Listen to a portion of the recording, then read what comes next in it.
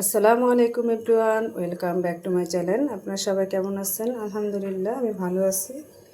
আপনাদের মাঝে আমি নিয়ে আসলাম অতি অসাধারণ একটি খাবার, সেটা হচ্ছে লাউয়ের চিকলা ভাজি।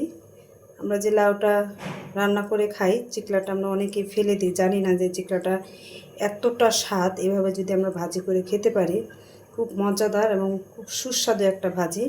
এভাবে ঝিরিঝিরি করে লাউটা চোকলাটা ফালানোর পর চোকলাটা মুঠের মধ্যে ধরে ভাজ করে পরে ঝিরিঝিরি করে এভাবে কুচিয়ে নিয়ে তারপর যদি আমরা ভাপ দিয়ে পানিটা ফেলে ভাজি করে খেতে পারি, আর কিছুটা আলু দিই কুচায়।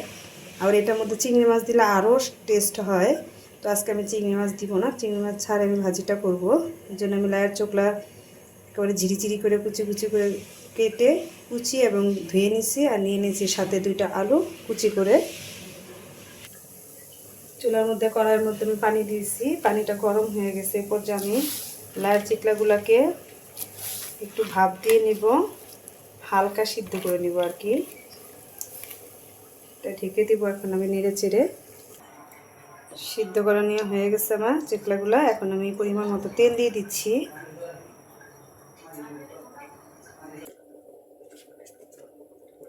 দিয়ে দিচ্ছি হচ্ছে রসুন কুচি, সাথে পেঁয়াজ কুচিটা দিয়ে দিচ্ছি। এটাকে ভালো করে আমি একটু ব্রাউন কালার করে ভেজে নেব। লাউয়ের চিকলা ভাজিটা করতে বেশি কিছু উপকরণ লাগে না, হালকা একটু মরিচের হলুদের গুঁড়ো দিয়ে দিলাম, আর দিয়ে দিচ্ছি হচ্ছে পরিমাণ মতো লবণ। এত অল্প উপকরণ এত টেস্টি একটা ভাজি, না করে খেলে বুঝবেন না। যারা না করে কখনো খাইছেন তাদের জন্য শুধু এই রেসিপিটা। এ পর্যায়ে দিয়ে দেবো আলুগুলো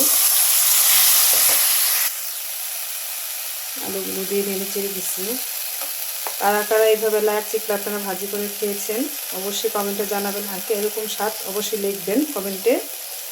যারা কখনো না খেয়েছেন তাদের জন্য একমাত্র এই রেসিপিটা, অবশ্যই একবার হলেও করে খেয়ে দেখবেন যে অসাধারণ একটি খাবার। অনেকে আমরা জানি না যে এইভাবে লাউয়ের চিকলা ভাজি করে খাওয়া যায়।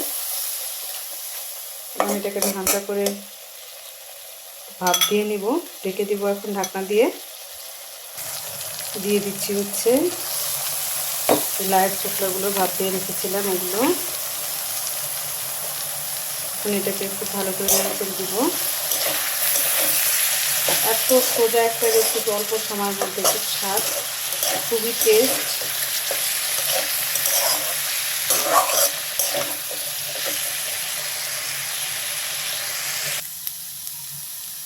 অবশেষে হয়ে গেল অসাধারণ মজাদার একটি ভাজি, লাউয়ের চিকলা।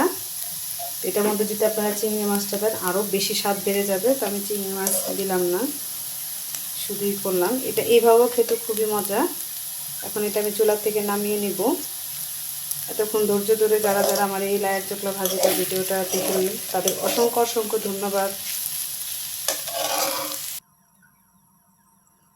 তো লাউয়ের চিকলা ভাজিটা কার কার ভালো লেগেছে অবশ্যই কমেন্টে জানাবেন। ভালো লাগলে একটি লাইক দিয়ে দিবেন, আমার পাশেই থাকবেন এবং অসাধারণ অসাধারণ রেসিপি পাওয়ার জন্য আমার চ্যানেলটাকে সাবস্ক্রাইব করে দিবেন। ফেসবুক পেজ থেকে দেখে থাকলে একটা ফলো দিয়ে দিবেন।